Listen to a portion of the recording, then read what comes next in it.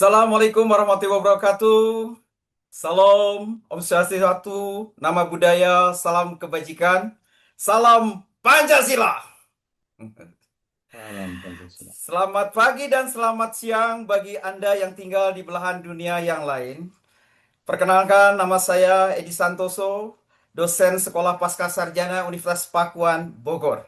Saya juga merupakan alumni pelatihan LKLB Angkatan 67 dan Purna Bakti Widya Iswara BPSDM Hukum Kementerian Hukum Republik Indonesia yang hari ini menjadi moderator pada acara kita hari ini.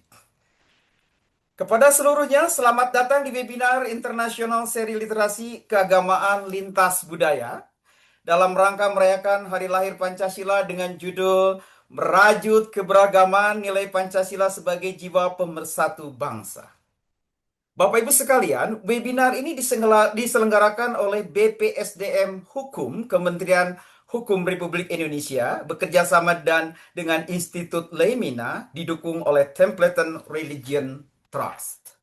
Saya akan menginformasikan bahwa saat ini webinar ini dihadiri oleh kurang lebih 10.489 peserta dari sekitar 505 kota dan kabupaten berada di 7 negara yang mendaftarkan dalam webinar ini. Ini tentunya menunjukkan bahwa topik webinar ini menarik untuk kita semua. Baik Bapak Ibu sekalian, keberagaman Indonesia memerlukan pengelolaan terarah berbasis kepercayaan sosial atau social trust dan martabat manusia atau disebut dengan human dignity demi mewujudkan kehidupan yang harmonis. Dalam kaitan ini Pancasila hadir sebagai fondasi nilai inklusif yang menjaga persatuan dan mendorong sikap toleransi. Relevansi dari nilai luhur tersebut ditegaskan kembali melalui momentum Hari Lahir Pancasila tahun 2026 yang mengusung tema Pancasila Pemersatu Bangsa, Fondasi Perdamaian Dunia. Sebuah refleksi untuk menjaga keutuhan nasional sekaligus berkontribusi bagi perdamaian dunia. Bapak Ibu yang saya hormati, mendukung visi tersebut, BPSDM Kementerian Republik Indonesia melalui Kampus Pengayoman memprioritaskan pembentukan karakter moral keadilan sosial guna mencetak agen perekat bangsa.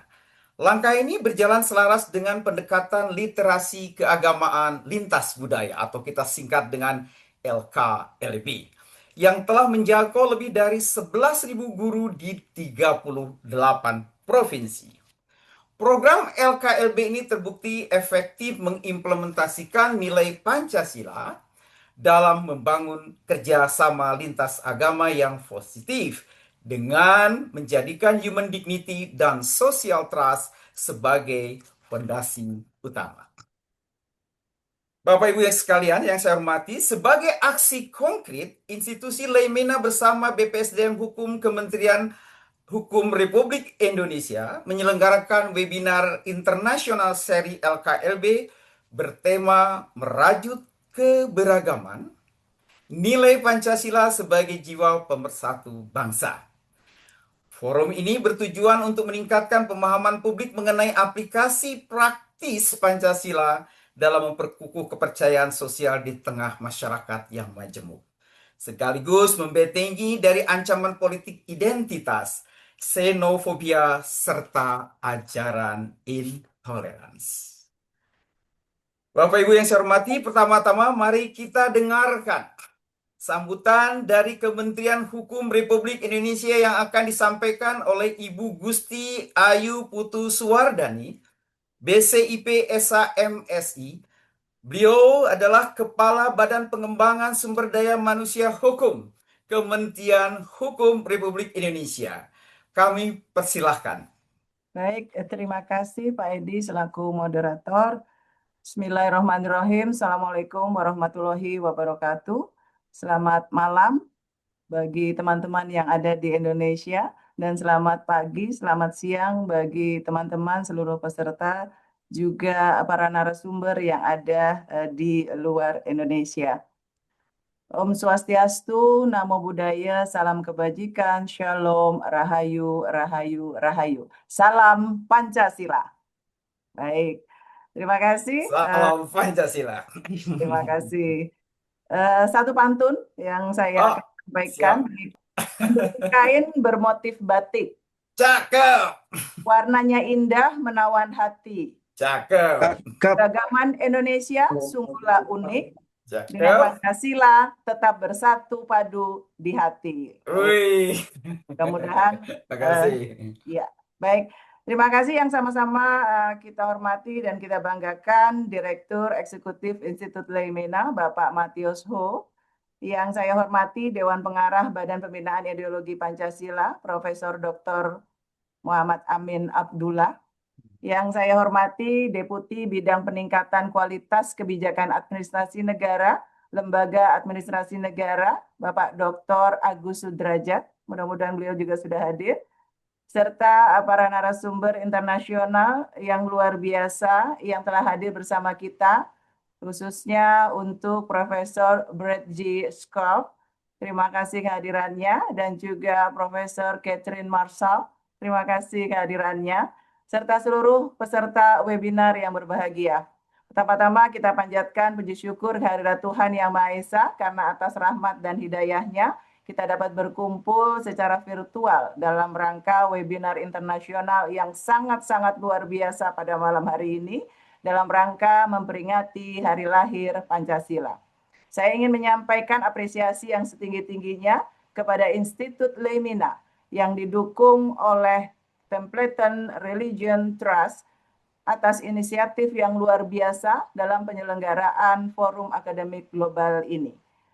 Peringatan Hari Lahir Pancasila tahun 2026 ini mengusung tema nasional yang sangat mendalam dan visioner, yaitu Pancasila, Pemersatu Bangsa, Fondasi Perdamaian Dunia. Tema nasional ini sangat selaras dan mengejawantahkan esensi dari pilihan tema webinar kita pada malam hari ini, yaitu merajut keberagaman, nilai Pancasila sebagai jiwa pemersatu bangsa.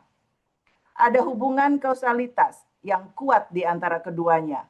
Kita tidak akan pernah bisa berdiri tegak menyumbangkan bangunan fondasi perdamaian dunia jika kita belum selesai dengan kokoh dalam merajut keberagaman di dalam rumah kita sendiri. Keberhasilan Indonesia merawat harmoni internal adalah modal sekaligus cetak biru atau blueprint kebersamaan yang siap kita tawarkan kepada dunia. Hadirin yang berbahagia, melalui forum internasional yang dihadiri oleh para pakar lintas negara ini, kita menegaskan kembali tanggung jawab konstitusional Indonesia untuk ikut melaksanakan ketertiban dunia yang berdasarkan kemerdekaan, perdamaian abadi, dan keadilan sosial. Pancasila adalah fondasi dari kebijakan luar negeri kita yang bebas aktif. Nilai kemanusiaan, kemajemukan, serta musyawarah yang kita diskusikan malam ini adalah instrumen diplomasi universal yang sangat dibutuhkan dunia pada saat ini untuk menjembatani perbedaan dan menghentikan konflik. Oleh karena itu, program literasi keagamaan lintas budaya yang kita diskusikan hari ini merupakan jembatan emas yang sangat tepat, dan ketika kita mampu membangun kelenturan budaya dan saling menghormati di tengah perbedaan iman, kita tidak hanya sedang mempraktikkan Pancasila sebagai perekat internal bangsa, tetapi juga ikut secara nyata memperkokoh pilar-pilar perdamaian dunia. Dan dengan mengucapkan Bismillahirrahmanirrahim, webinar internasional seri literasi keagamaan lintas budaya dengan tema merajut keberagaman, nilai Pancasila sebagai jiwa pemersatu bangsa, secara resmi saya nyatakan dibuka. Semoga Tuhan Yang Maha Esa memberkati jalannya diskusi kita pada malam hari ini. Terima kasih, dan sebagai penutup saya akan sampaikan sebuah pantun lagi. Menanam padi di ladang subur, Cakep. hasilnya melimpah dibawa ke kota. Cakep. Nilai Pancasila tidak akan luhur jika tidak diwujudkan dalam tindakan nyata. Oh. Billahi taufiq wal hidayah. Assalamualaikum warahmatullahi Luar wabarakatuh. biasa. Waalaikumsalam warahmatullahi Waalaikumsalam warahmatullahi wabarakatuh. wabarakatuh. Ya, salam kebajikan, Ya. shalom, rahayu. Salam Pancasila. Salam Salam Pancasila. Pancasila. Terima kasih. Saya kembalikan ke moderator. Ya. Terima kasih kepada Ibu Gusti Ayu atas sambutan yang telah disampaikan. Berikutnya, mari kita dengarkan sambutan dari Institut Leimena kepada yang terhormat Bapak Matius Ho. Beliau adalah Direktur Eksekutif Institut Leimena. Kami persilahkan. Terima kasih Bapak Moderator. Assalamualaikum warahmatullahi wabarakatuh. Salam sejahtera, Om Swastiastu, Namo Buddhaya, salam kebajikan, salam Pancasila. Salam Pancasila. Yang kami hormati Wakil Menteri Hukum Republik Indonesia Bapak Profesor Edward Omar Syarif Hierich, Kepala Badan Pengembangan Sumber Daya Manusia Hukum Kementerian Hukum Republik Indonesia Ibu Gusti Ayu Putuswardani, para narasumber Profesor Amin Abdullah dari Badan Pembinaan Ideologi Pancasila, Bapak Dr. Agus Sudrajat dari Lembaga Administrasi Negara Republik Indonesia, Bapak Profesor Brett Schaafs dari Brigham Young University, dan Ibu Profesor Catherine Marshall dari G20 Interfaith Forum. Ibu Bapak peserta dimanapun berada, selamat malam dari Jakarta. Pertama-tama mari kita panjatkan puji syukur kepada Tuhan Yang Maha Esa atas terselenggaranya webinar internasional ini. Kami dari Institut Leimena menyampaikan terima kasih dan apresiasi yang setinggi-tingginya kepada Bapak Wakil Menteri Hukum RI atas kesediaannya menyampaikan ceramah kunci pembukaan, dan kepada Kementerian Hukum Republik Indonesia, khususnya Badan Pengembangan Sumber Daya Manusia Hukum atau BPSDM Hukum, atas dukungan dan kerjasama yang baik selama ini, termasuk forum ini yang juga didukung oleh Templeton Religion Trust. Sebuah kehormatan bagi kami untuk dapat memperingati hari lahir Pancasila tanggal 1 Juni bersama dengan BPSDM Hukum yang dikenal sebagai kampus pengayoman Pancasila, dan para tokoh yang hadir di sini sebagai narasumber. Semoga diskusi ini ikut mendorong penerapan nilai-nilai Pancasila serta pemahaman akan relevansinya bagi dunia yang tadi dengan amat baik telah ditegaskan oleh Ibu Kepala Badan. Pancasila termaktub dalam alinea terakhir pembukaan Undang-Undang Dasar 1945, yang alinea pertamanya dimulai dengan menegaskan nilai-nilai universal sebagai fondasi seperti kemerdekaan, peri kemanusiaan, dan peri keadilan. 3 tahun kemudian, tahun 1948, nilai-nilai ini, kemerdekaan, martabat manusia, keadilan, juga ikut ditegaskan dalam alinea pembukaan Deklarasi Universal Hak-Hak Asasi Manusia yang dinyatakan PBB.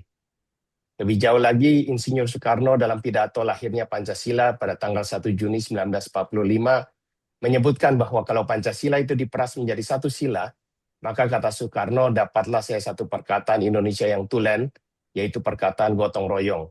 Negara Indonesia yang kita dirikan haruslah negara gotong royong.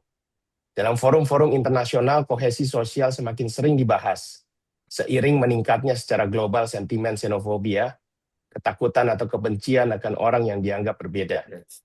Dengan tren demikian, Pancasila yang didasari penghormatan terhadap martabat manusia dan semangat gotong royong semakin penting untuk diaktualisasikan secara nyata dan konsisten dalam kehidupan bermasyarakat, berbangsa, dan bernegara. Itulah sebabnya kami menyambut baik dan dengan sangat gembira kerjasama dengan BPSDM Hukum yang dimulai sejak awal tahun lalu, karena pendekatan literasi keagamaan lintas budaya atau LKLB ternyata sangat sejalan, bahkan dapat ikut memperkuat kompetensi sosial kultural aparatur sipil negara atau ASN sebagai perekat bangsa, sesuai dengan peraturan Menteri Pendayagunaan Aparatur Negara dan Reformasi Birokrasi. Melalui kerjasama ini, program LKLB yang dimulai sebagai pelatihan guru sekolah dan madrasah pada tahun 2021 menjadi semakin lengkap dan telah melatih 11.000 lebih pendidik termasuk ASN berkat gotong royong dengan BPSDM Hukum dan puluhan lembaga mitra lainnya. Kami berharap kerjasama ini dapat semakin berkembang demi kebaikan seluruh masyarakat, bangsa, dan negara. Sejalan dengan itu, kami berharap forum hari ini dapat bermanfaat bagi kita semua. Terima kasih atas partisipasi seluruh peserta forum ini. Mohon maaf untuk pantunnya saya ikut Ibu Kepala Badan tadi. Wassalamualaikum warahmatullahi wabarakatuh. Om Santi Waalaikumsalam. Santi Om, Namo Buddhaya. Baik ya, terima kasih kepada Bapak Matiuso atas sambutan yang telah disampaikan. Bapak Ibu sekalian, kita akan memasuki ke acara inti, yaitu pemaparan materi dari seluruh narasumber. Pertama, mari kita dengarkan ceramah kunci dari Wakil Menteri Hukum Republik Indonesia kepada yang terhormat Bapak Profesor Dr. Edward Omar Sarif, Hiraj Sarjana Hukum, Master Hukum. Kami persilahkan. Assalamualaikum warahmatullahi wabarakatuh. Shalom, Om Swastiastu, Namo Buddhaya, salam sehat, salam kebajikan bagi kita semua. Memperkokoh social trust dan human dignity melalui nilai Pancasila dan literasi keagamaan lintas budaya pada webinar internasional Literasi Keagamaan Lintas Budaya hari ini Jumat 29 Mei 2026. Bapak, Ibu, dan hadirin yang saya hormati, mari kita bedah lebih dalam esensi dari tema kita hari ini. Mengapa kita berbicara tentang social trust atau kepercayaan sosial dan human dignity, martabat manusia dalam bingkai Pancasila? Dalam laporan UNESCO tahun 2021 yang bertajuk Imagining Our Futures Together, dunia diingatkan bahwa tatanan global saat ini sedang menghadapi krisis nilai. Gejala normalisasi kekerasan, ketidaksetaraan, dan hilangnya rasa hormat terhadap sesama manusia menjadi ancaman nyata bagi keberlangsungan hidup bermasyarakat. Kunci utama untuk memulihkan dan merawat masyarakat yang sehat adalah membangun kembali kepercayaan sosial. Kepercayaan sosial adalah perekat tak terlihat yang memungkinkan hukum dapat ditegakkan dengan adil dan kerjasama lintas elemen dapat berjalan harmonis. Namun, kepercayaan ini tidak akan tumbuh di lahan yang kering. Ia hanya bisa berakar pada pengakuan yang tulus terhadap martabat manusia. Sebuah pengakuan bahwa setiap individu memiliki nilai intrinsik yang wajib dihormati, tanpa memandang ras, suku, status sosial, maupun agama. Disinilah letak keunikan dan kehebatan para pendiri bangsa kita dalam merumuskan Pancasila. Pancasila hadir sebagai jembatan emas yang mempertemukan human dignity dan social trust. Sila kedua, kemanusiaan yang adil dan beradab, adalah penegasan mutlak atas human dignity, dan ketika martabat manusia dihormati, maka persatuan sebagaimana termaktub dalam sila ketiga akan terwujud melahirkan kekuatan social trust yang kokoh. Para peserta webinar yang saya banggakan, konsep adil dan beradab dalam Pancasila tidak boleh mandek menjadi teori di atas kertas. Nilai-nilai ini harus diinternalisasikan ke dalam tindakan nyata sehari-hari. Salah satu instrumen strategis dan kontekstual yang relevan saat ini adalah pendekatan literasi keagamaan lintas budaya. Pendekatan literasi keagamaan lintas budaya yang sejauh ini telah menjangkau lebih dari 11.000 guru di 38 provinsi dan 400 aparatur sipil negara di bidang hukum di Indonesia, merupakan langkah konkret dalam menerjemahkan nilai-nilai Pancasila ke dalam ruang-ruang kelas dan interaksi sosial masyarakat. LKLB melatih kita semua untuk memiliki 3 kompetensi utama. 1. Kompetensi pribadi, memahami keyakinan diri sendiri secara mendalam. 2. Kompetensi komparatif, memahami keyakinan orang lain dari perspektif mereka sendiri, guna mengikis prasangka buruk atau ketakutan akan perbedaan. Dan 3. Kompetensi kolaboratif, kemampuan untuk bekerja sama demi kebaikan bersama, menjunjung tinggi keadilan sosial dan saling menjaga martabat kemanusiaan. Menutup ceramah kunci ini, saya ingin menekankan bahwa merajut keberagaman adalah proses yang terus berjalan. Sebuah ikhtiar yang tidak boleh berhenti. Pancasila adalah rumah bersama kita. Mari kita jaga fondasinya dengan saling mempercayai. Dan mari kita rawat atapnya dengan terus menghormati martabat sesama manusia. Selamat berdiskusi, selamat memperingati hari lahir Pancasila. Billahi taufiq wal hidayah. Wassalamualaikum warahmatullahi wabarakatuh. Shalom, Om Santi, Santi, Santi Om. Sekian dan terima kasih. Terima kasih yang sebesar-besarnya kepada Bapak Profesor Dr. Edward Umar Syarif Hiraj selaku Wakil Menteri Hukum Republik Indonesia atas ceramah kunci yang telah disampaikan. Baik, Bapak Ibu sekalian, kita akan mendengarkan paparan materi dari setiap narasumber. Untuk narasumber pertama, saya mengundang Ibu Gusti Ayu Putuswardani, BCIP SHMSI, Kepala BPSDM Hukum Kementerian Hukum RI. Beliau akan memaparkan ulasan secara komprehensif mengenai keterkaitan antara Pancasila dengan dinamika sosial kultural dalam masyarakat Indonesia yang majemuk. Beliau akan menerangkan bagaimana nilai-nilai Pancasila tidak hanya menjadi dasar negara, tetapi juga hidup berkembang dalam praktek keseharian masyarakat.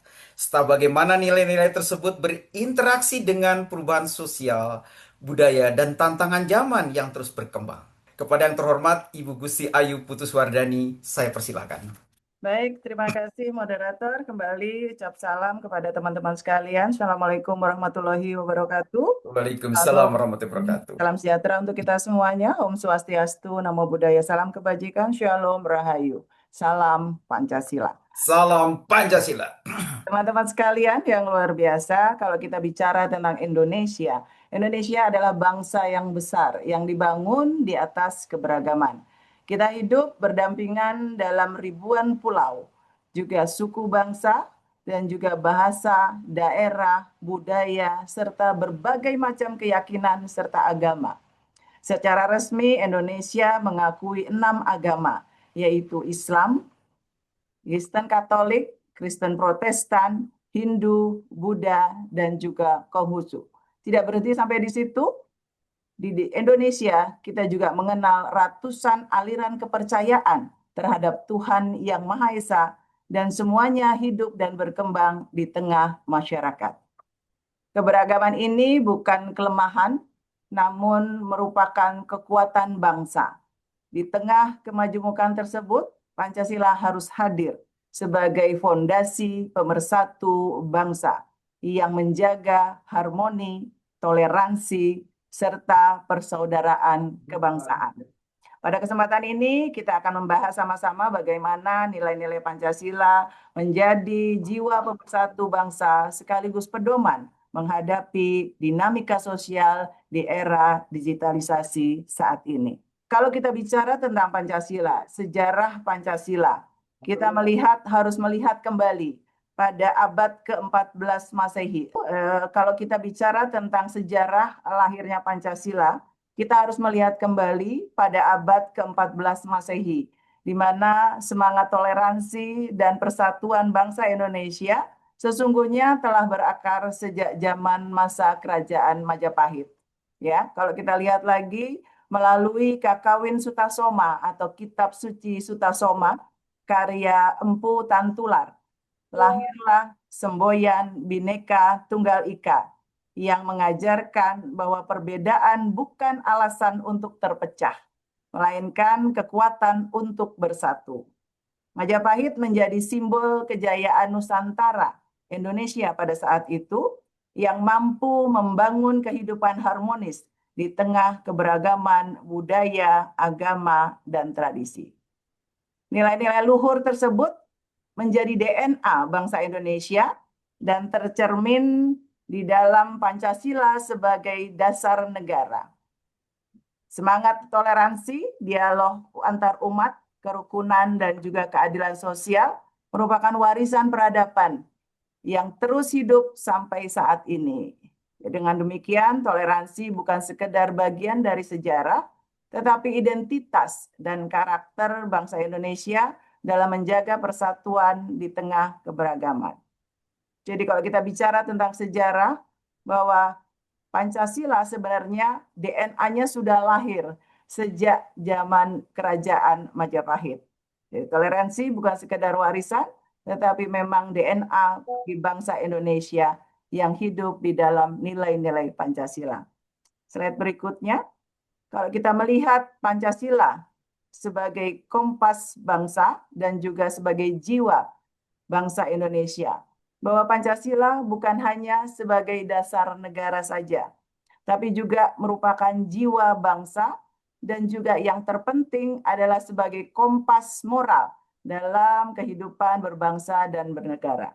Di tengah perubahan dunia yang sangat cepat, Pancasila menjadi panduan agar pembangunan tidak kehilangan arah kemanusiaan. Nilai-nilai ketuhanan, kemanusiaan, persatuan, demokrasi, dan keadilan sosial tetap harus hadir dalam setiap kebijakan yang dibuat, dalam setiap pelayanan publik yang diberikan, dan juga pada kehidupan masyarakat sehari-hari. Kita meyakinkan bahwa Pancasila memang benar-benar menjadi roh dari setiap kita warga negara Indonesia. Kita melihat bagaimana realitas kemajemukan Indonesia. Kalau kita melihat bahwa Indonesia merupakan salah satu negara yang paling majemuk di Indonesia atau di dunia. Kemajemukan ini bisa kita lihat dari ratusan suku dan bahasa, tetapi juga ada kehidupan beragama yang berbeda-beda. Kita hidup berdampingan dalam harmoni bersama 6 agama dan lebih dari 180 aliran kepercayaan terhadap Tuhan Yang Maha Esa. Dan alhamdulillah sampai saat ini kami tetap dalam keadaan yang harmoni untuk menuju Indonesia Emas di tahun 2045 yang akan datang. Para hadirin yang saya hormati, kalau kita melihat kemajemukan ini merupakan ada kekayaan nasional yang patut kita jaga bersama. Karena itu Pancasila harus hadir pada setiap momen sebagai perekat persatuan yang menguatkan toleransi, harmoni, dan semangat kebangsaan di tengah kemajemukan, di tengah perbedaan. Banyak tantangan dari kemajemukan yang kita hadapi sebenarnya, yaitu seperti politik identitas dan juga intoleransi, diskriminasi, serta ketimpangan sosial ekonomi antar wilayah. Namun dengan kita menerapkan nilai-nilai luhur Pancasila, kita percaya dan yakin bahwa semua tantangan itu bisa kita jalani dan atau kita hadapi bersama-sama untuk tetap teguh dalam persatuan dan kesatuan bangsa Indonesia. Kalau kita bicara tentang Pancasila, tidak hanya penting bagi Indonesia karena Pancasila adalah way of life-nya bangsa Indonesia, sumber dari segala sumber hukum di Indonesia, sumber dari segala sumber nilai di Indonesia. Namun kalau kita melihat Pancasila sebenarnya tidak hanya relevan bagi bangsa Indonesia saja, tapi juga sangat-sangat relevan dengan dunia internasional. Di tengah meningkatnya polarisasi global, konflik identitas, dan krisis kemanusiaan, Pancasila menawarkan jalan tengah, yaitu ada 4 jalan tengah, ada 4 pilar yang kita berikan, yang bisa kita berikan kontribusi kepada dunia, yaitu harmoni dalam keberagaman, lalu koeksistensi, perdamaian, pluralisme, demokratis, dan juga keadilan sosial. Ini sesuai dengan SDGs dan juga Deklarasi Universal Hak Asasi Manusia. Teman-teman yang berbahagia, di slide selanjutnya kita bisa melihat bahwa nilai-nilai Pancasila.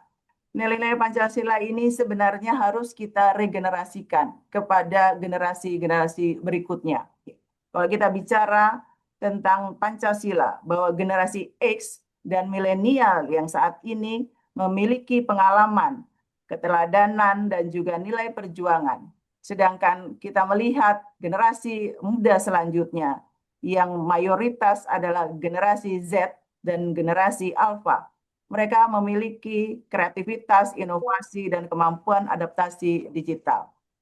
Hal ini yang sangat kita harapkan bisa mewariskan dari generasi sebelumnya, mewariskan kepada generasi selanjutnya, agar kolaborasi antar generasi ini akan memperkuat Indonesia menuju Indonesia Emas tahun 2045, sesuai yang dicanangkan oleh Bapak Presiden dan Wakil Presiden Republik Indonesia menuju Indonesia Emas tahun 2045. Kenapa harus Gen Z dan juga Gen Alpha gitu ya? Karena generasi Z dan generasi Alpha ini nantinya akan menjadi mayoritas penduduk produktif Indonesia pada tahun 2045. Struktur demokrasi Indonesia pastinya akan didominasi oleh generasi Z yang lahir di tahun 1997 sampai 2012 dan juga generasi Alpha yang lahir 2013 sampai 2020. Mereka adalah digital native murni.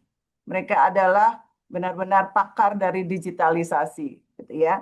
Dan ini menjadi salah satu tantangan baru sebenarnya. Apabila teman-teman dari Gen Z dan juga Gen Alpha tidak memahami dan juga tidak mengimplementasi nilai-nilai luhur Pancasila sebagai warisan dari generasi-generasi sebelumnya. Tantangan baru yang dihadapi pastinya adalah polarisasi, tidak hanya sekedar di ruang fisik saja, tapi sudah mulai berpindah dan berlipat ganda di ruang digital, ya. Lalu juga Gen Z dan Gen Alpha diproyeksikan akan mencapai 40% dari populasi Indonesia pada saat nanti menuju Indonesia emas di 2045. Dan kita berharap mereka adalah penentu utama arah bagaimana kita bisa mencapai Indonesia emas di tahun 2045. Dan ini merupakan peluang baru bagaimana kedua generasi ini harus benar-benar bisa berkolaborasi untuk sama-sama menghargai inklusivitas, keterbukaan, hubungan global, dan juga keadilan sosial. Dan 2 menit lagi, Bu. nilai Pancasila. Baik, slide selanjutnya. Kalau kita bicara tentang BPSD aktualisasi Pancasila di ruang digital, kita berharap Pancasila menjadi living ideologi, ya, yang bisa diterapkan di dalam ruang-ruang digitalisasi yang sesuai dengan sila-sila yang ada di Pancasila.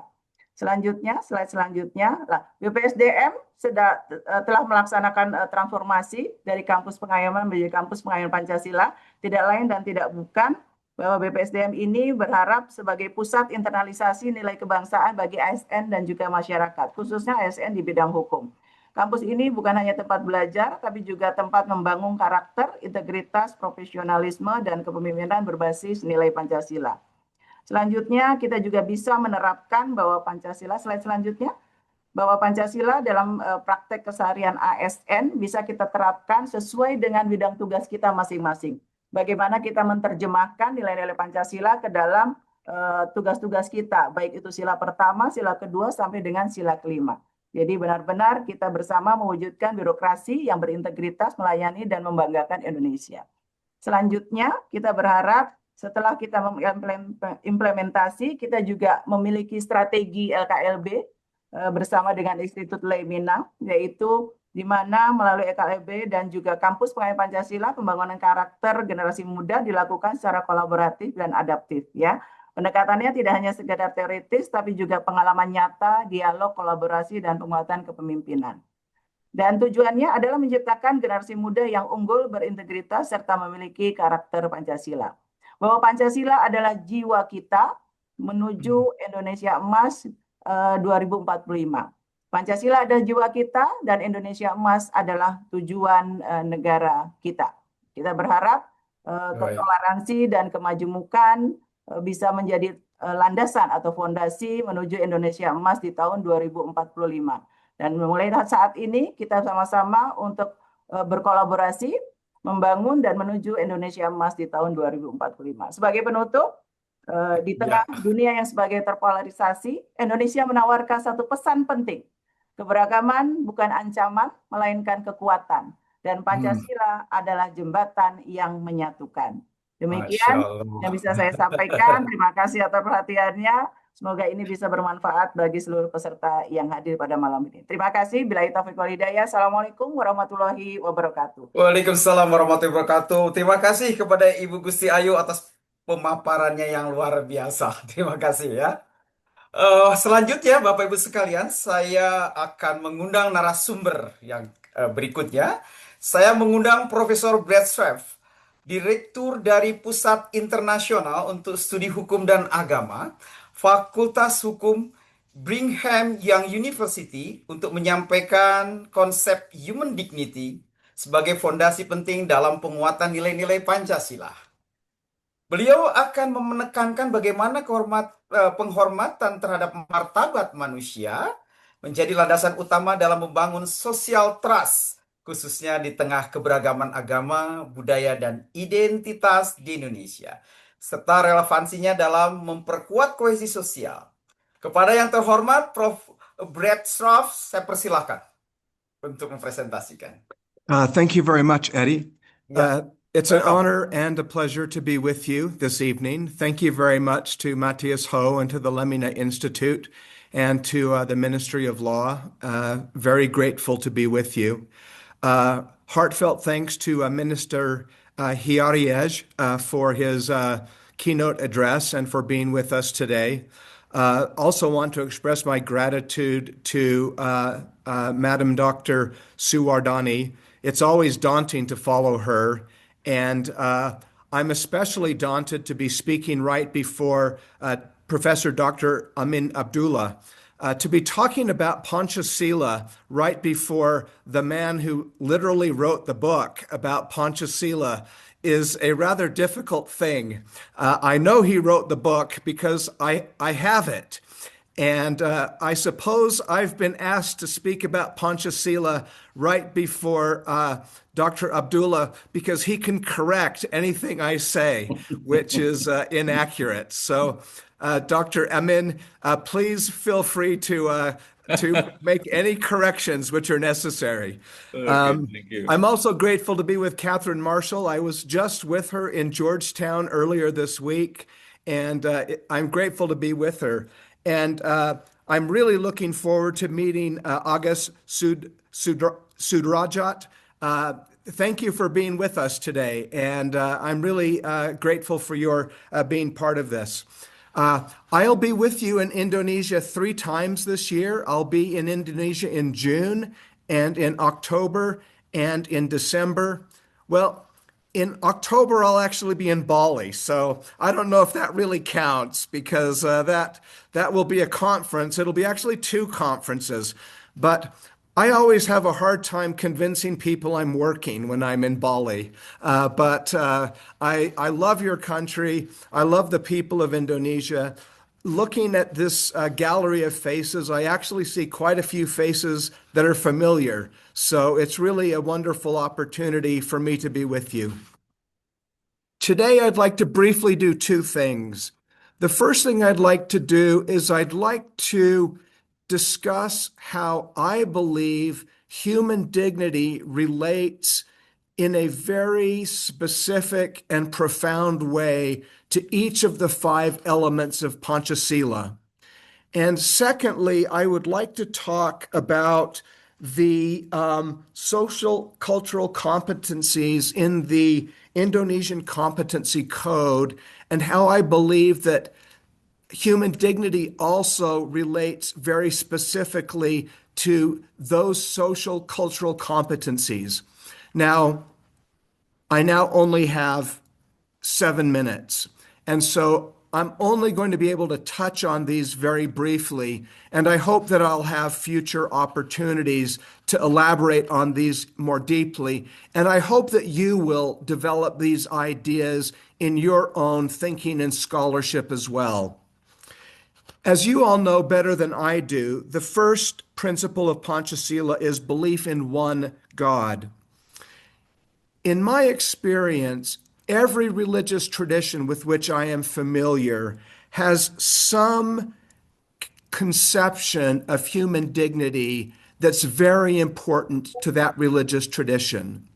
In Islam, of course, karama is the idea that embraces or encapsulates human dignity in a very profound way. But even non-Abrahamic faiths really embrace human dignity. And so in my experience, human dignity is one of the ways that we can build common ground among different faith traditions. Secondly, a just and civilized humanity. If you look at the way this pillar of Panchasila is taught and described, it usually emphasizes human dignity, justice, and compassion. And so it's self-evident that human dignity is a very important component of building a just and civilized humanity. Number 3, democracy, but not just simple majoritarianism. Democracy guided by wisdom through deliberation and representation. Now, what this emphasizes is listening. Now, I don't know why, but my mother used to say to me frequently, Brett, God gave you one mouth and two ears. Listening is more important than speaking. And this is one of the things that the emphasis on deliberative and representative democracy as represented in Panchasila emphasizes. And that's one of the things that human dignity emphasizes, is this reciprocity, this idea that we must be aware not just of our own dignity, but the dignity of others as well. Next is the unity of Indonesia. I think I've gotten these out of order, so I apologize for that. But here again, unity emphasizes mutuality and reciprocity, which, as I just mentioned, is very important part of human dignity. Finally is social justice for all Indonesians. One of the things our center has been doing is focusing on learning about different conceptions of human dignity. We've done a project on African conceptions of human dignity, which resulted in a book. We just released a book on Asian conceptions of human dignity. We're working on a book on Islamic conceptions of human dignity. And one of the things we've learned is that non-Western conceptions of human dignity, especially African and indigenous perspectives, and I think this is surely true of Indonesia as well, emphasize the communal dimensions of human dignity above and beyond the individual dimensions of human dignity. And this is very consonant with this idea of social justice for everyone. And think, for example, of the South African concept of Ubuntu. And this is closely tied, I believe, to this fifth pillar of Panchasila. And so I believe that if you dig deep, you will find that the Indonesian concept of social justice for all Indonesians is very closely tied to this more communal dimension of human dignity that we see in traditions from the global South and from indigenous traditions. Now, I'm going to have to move very quickly to go through the social competencies. 2 But menit as I lagi, go Prof. through- Thank you. Dua- As I go through the social competency code, let me just mention the topics. The first is developing social cultural sensitivity. Human dignity helps us accept and understand diversity. When we see every person as inherently valuable, difference becomes less threatening and more enriching. Second, human dignity encourages the development of mutual respect and equality. Third, prioritizing human dignity helps cultivate tolerance and openness. This is the third social cultural competency. It shifts our mindset from competition to cooperation. Fourth, dignity helps us use our differences constructively and creatively. Fifth, human dignity increases organizational and institutional effectiveness. Workplaces, schools, and government environments built on respect and fairness tend to be more cohesive, more innovative, and more sustainable. People give their best when they feel valued. Finally, dignity helps leaders and government representatives build social and interpersonal relationships with people they serve. Now, again, I've moved very quickly. And so what I'm really providing is an invitation, because many of you are trying to teach and implement these social competencies, these social cultural competencies. And what I would urge you to do is to think specifically about how human dignity relates to each of these social cultural competencies.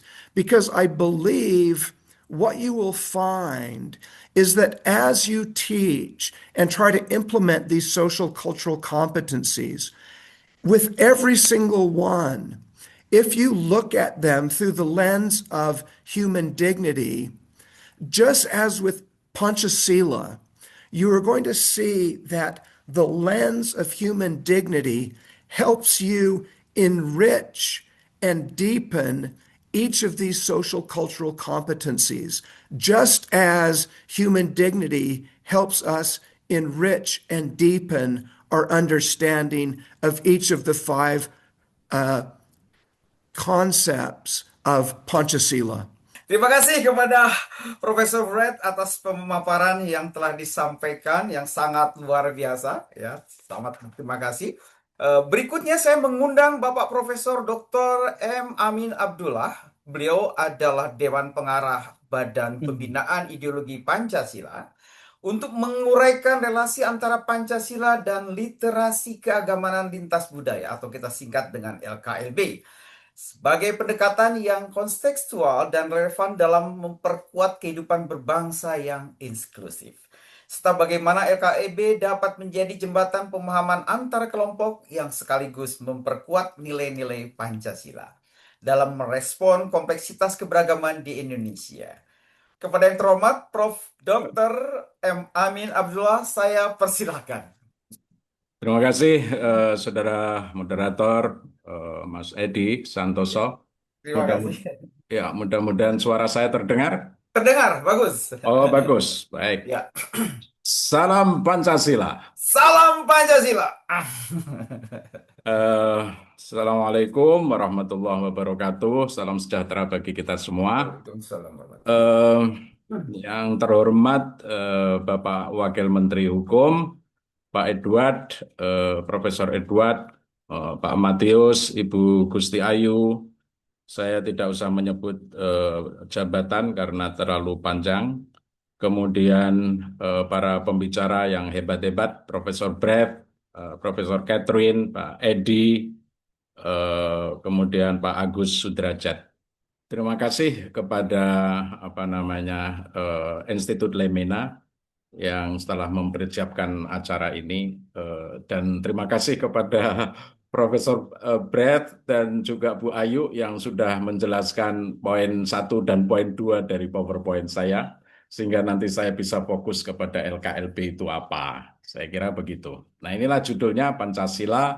Tadi sudah diuraikan sebelumnya oleh dua pembicara, kemudian literasi keagamaan lintas budaya, barangkali ini yang ditunggu-tunggu untuk persatuan bangsa. Next.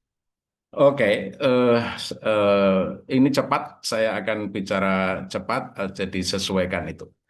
Jadi Indonesia memang sangat majemuk, itulah yang saya sebut mozaik sosiokultural Indonesia. Dan maka diperlukanlah bagaimana pendidikan agama di tanah air yang lebih kondusif gitu ya. Nah, inilah mozaik kita itu. Tadi Bu Ayu sudah menjelaskan, nggak usah saya jelaskan, tetapi intinya very kompleks ya, sosiokultural. Maka yang diperlukan adalah community resilience dan social cohesion. Jadi bagaimana kerekatan sosial dan bagaimana daya tahan masyarakat ketika berhadapan dengan berbagai macam ini. Next. Jadi kemajemukan memang anyaman ya, anyaman tenun sosial.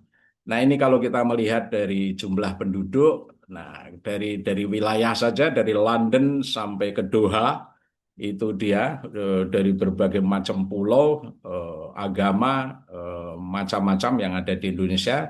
Tidak usah saya ulang. Next. Terus ya siapa yang membantu saya? Nah, ini maka pergumulan menjelang kelahiran Pancasila itu menjadi penting sekali. menjelang proklamasi, bahkan menjelang penyusunan Undang-Undang Dasar 1945.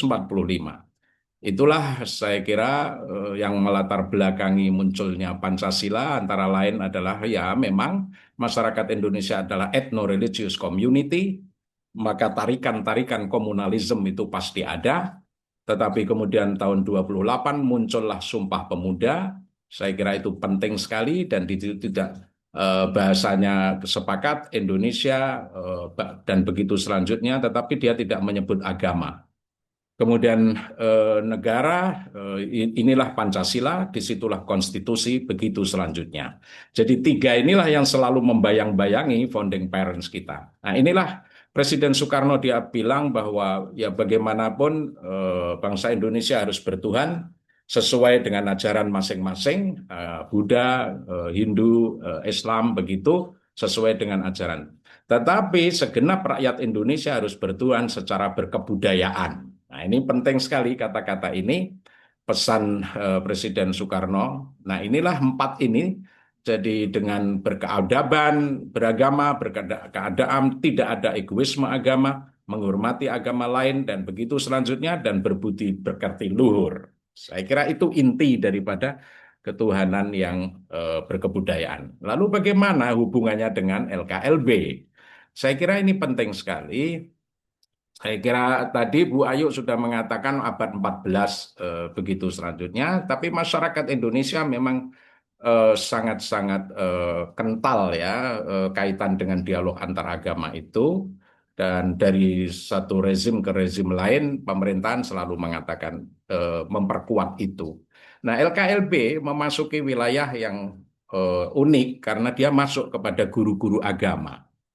Tadi sudah disebut-sebut ada 11.000 guru agama yang sudah terlatih lewat LKLB itu, dan apa ya, kesan mereka sangat bagus sekali. Nah, sekarang saatnya kita mau masuk ke ASN, karena dari kelemahan sekian banyak itu adalah kompetensi sosial kultural yang tadi sudah disebut oleh Profesor Brett, saya kira. Kompetensi sosial kultural itu, di situ ada 3 kompetensi ASN, tetapi saya dengar dari berbagai sumber bahwa yang paling lemah adalah kompetensi sosial kultural itu. Nah, itulah maka LKLB mengisi di situ, dan Bu Ayu, Pak Wamen juga mengakui betapa pentingnya pendidikan guru, kaitannya dengan agama yang majemuk, aliran kepercayaan yang lebih dari 100 berapa tadi itu Bu Ayu, itu menjadi penting. Jadi ada guru, ada dosen, dan sekarang kita mau masuk ke aparat sipil negara, ASN. Next. Nah, apa itu LKEB? Silakan.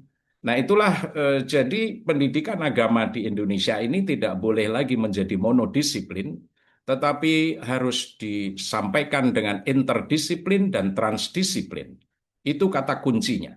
Kalau monodisiplin saja, itu tidak akan bisa mencapai tujuan utama dari LKLB, saya kira. Nah, negara Pancasila yang character building dan nation building yang sangat diutamakan, itu selalu memerlukan ini tadi, kohesi sosial, resilience, community resilience itu number one, karena ya begitu banyak suku-suku, begitu banyak agama, dan banyak negara, ya ada yang berhasil, ada yang tidak berhasil. Indonesia sangat riskan karena di situ adalah pulau-pulau, tapi selama ini kita bisa menjaganya dengan baik karena Pancasila sebagai pemersatu bangsa. Jadi rasa trust, saling percaya antar umat beragama itu menjadi penting, begitu juga suku, etnis, dan begitu selanjutnya. Next. Oke. Berikutnya dalam LKLB itu adalah ada 3 tadi sudah disebut oleh Pak Wamen: personal kompetensi, comparative kompetensi, dan juga kolaboratif kompetensi. Jadi semua ASN itu karena dia adalah pejabat publik dari apalagi pada wilayah hukum, saya kira itu sangat-sangat strategis, maka hal-hal yang semacam ini tidak boleh tidak mereka harus paham dengan baik. Yaitu tadi community resilience dan social cohesion, karena ethno-religious community tantangannya adalah komunalisme. 2 menit lagi, Prof. 2 menit, oke, sip. Komunalisme itulah yang berat sekali. Itu bisa atas nama apapun. Next, 2 menit lagi. Akan saya singkat, silakan. Nah, ini dia. Jadi LKLB itu 3, kompetensi pribadi, kompetensi komparatif, dan kolaboratif. Next. Oke, nah ini Pancasila sudah saya lewatkan karena udah diuraikan. Next lagi, mungkin saya akan masuk ke terakhir. Next, terus saja. Satu lagi. Iya, nah ini Pancasila ada 3 faktor tadi itu ya. Ini yang kemudian langsung ke LKLB-nya. Jadi 3 kompetensi pribadi itu apa? Itu memahami agama sendiri secara utuh dan komprehensif. Tidak boleh agama sendiri dipotong-potong sesuai interest pribadi dan komunal masing-masing. Tidak boleh.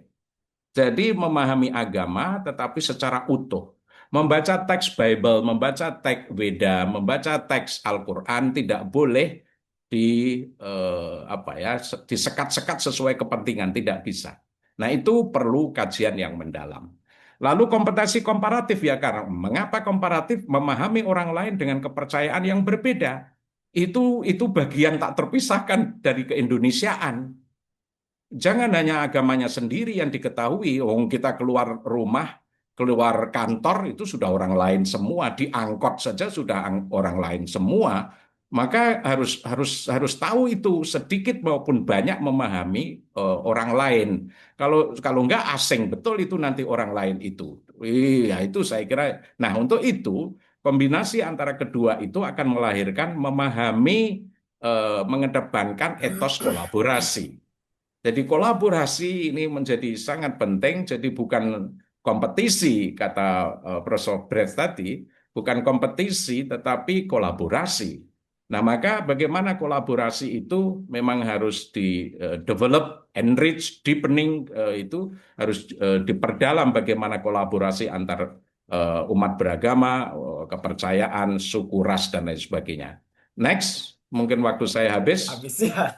Ya, sudah, saya selesai. Terima kasih. Saya kembalikan. Wah, luar biasa ya. Terima kasih ya, Prof. Amin, atas paparan yang sangat luar biasa. Mohon maaf, memang ini waktunya sangat ketat sekali. Ya, Ya, selanjutnya saya mengundang Profesor Catherine Marshall. Beliau adalah Wakil Presiden G20 Interfaith Forum untuk memaparkan perspektif global mengenai peran vital literasi keagamaan, lintas budaya, dalam memperkuat kohesi sosial di tengah persyaratan majemuk, khususnya dalam menghadapi dan meningkatkan xenofobia di dunia. Kepada yang terhormat Profesor Catherine Marshall, saya persilakan. Thank you so much, and good morning and good evening.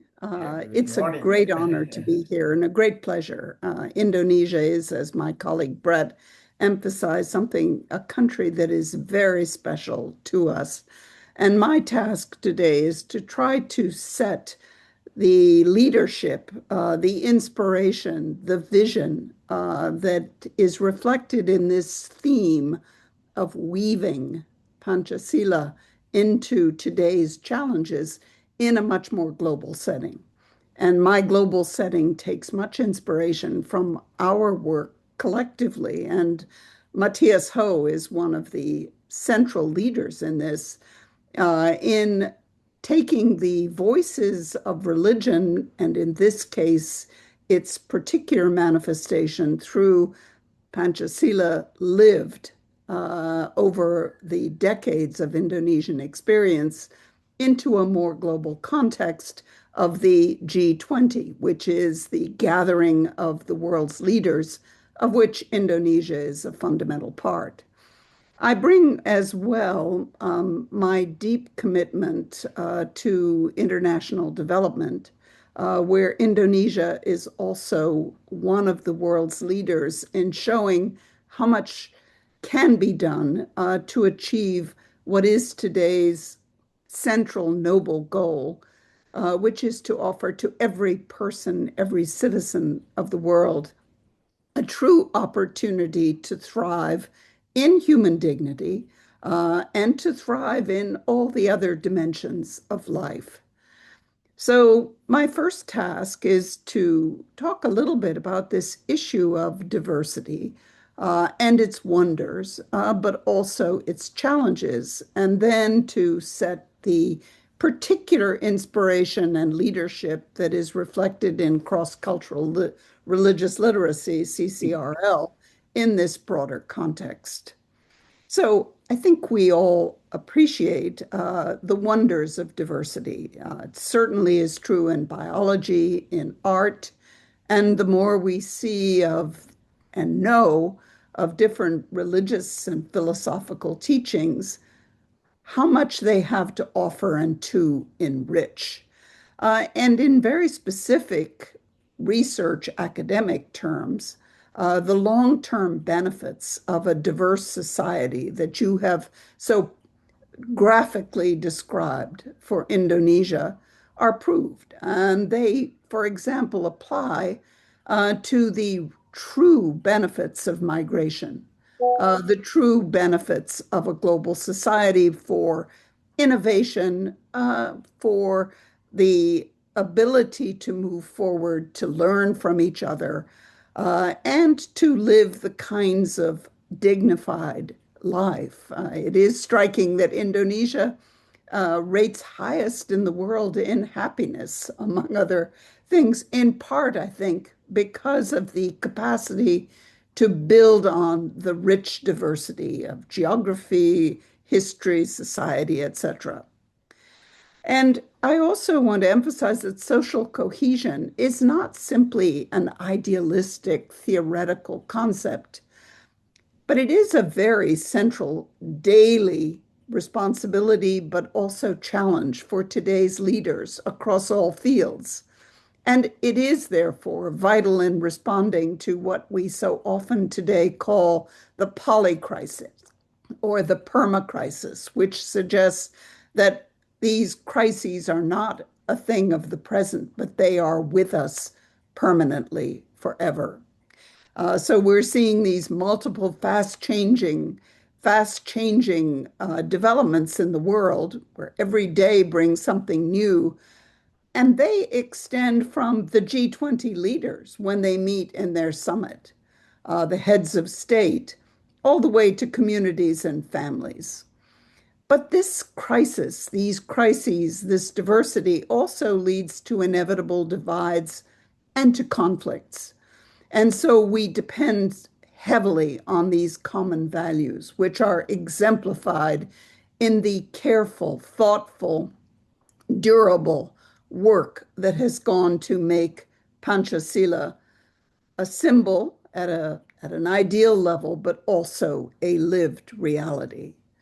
So we need to find ways, and Indonesia is giving us a global example of living with diversity, with the knowledge that it needs, the tools that allow each person to see ourselves with honor and with pride in our identity, but also finding ways to engage difference and inevitable conflict without violence, but in ways that enrich.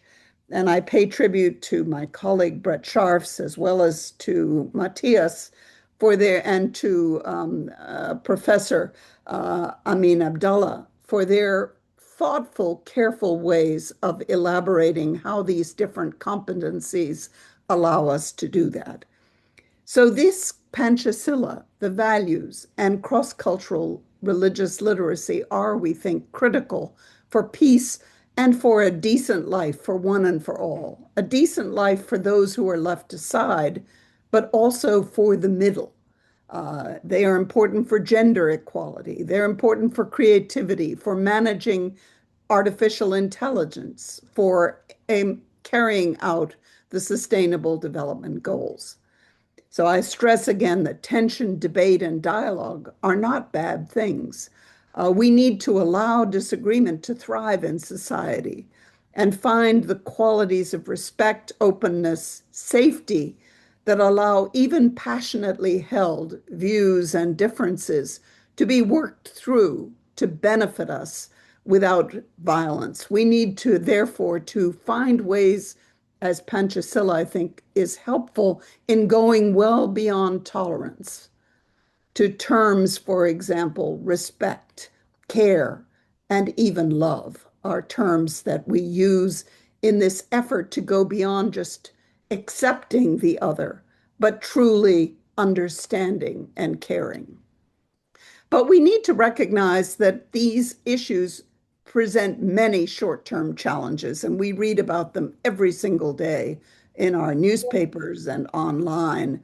The tensions that we see, xenophobia, as mentioned, discrimination and violence, too often directed to migrants, but also within societies and long-established societies and even within families. Polarization is a name of the day that goes with the fast changes, with the challenges, but also the threats of technology. And its dynamism, changing every day, heightens the challenges for leaders across all society. So that's political leaders, bureaucrats, administrators, women leaders, youth leaders, civil society, religious leaders, private sector, etc. But perhaps 2 menit lagi, Prof. no one is more challenged than educators and teachers. And so that brings us to the remarkable cross-cultural religious literacy program, which through its experience with what Matthias said, I think over 11,000 people who've been involved now. And we see within the G20 context, within the academic context, and within this world of international development, the Sustainable Development Goals, that CCRL is something Indonesia can export, can make into a global inspiration for understanding at deep levels of personal competence, of comparative competence, and of an ability to use this knowledge of others, this respect, this caring for others in a global context that weaves this diversity across different societies and allows us to have the gift of our time, which is the real prospect that every human being, every child that is born, can have the possibility of a decent life with dignity. So thank you very much. And like Brett, I hope to have other chances to elaborate these themes. Terima kasih kepada Prof. Catherine Massa atas paparan yang telah disampaikan dan sangat luar biasa. Mohon maaf tadi ya, memang waktunya sangat ketat sekali, Prof. Ya. Selanjutnya, saya akan mengundang Bapak Dr. Agus Sudrajat, SOS ME.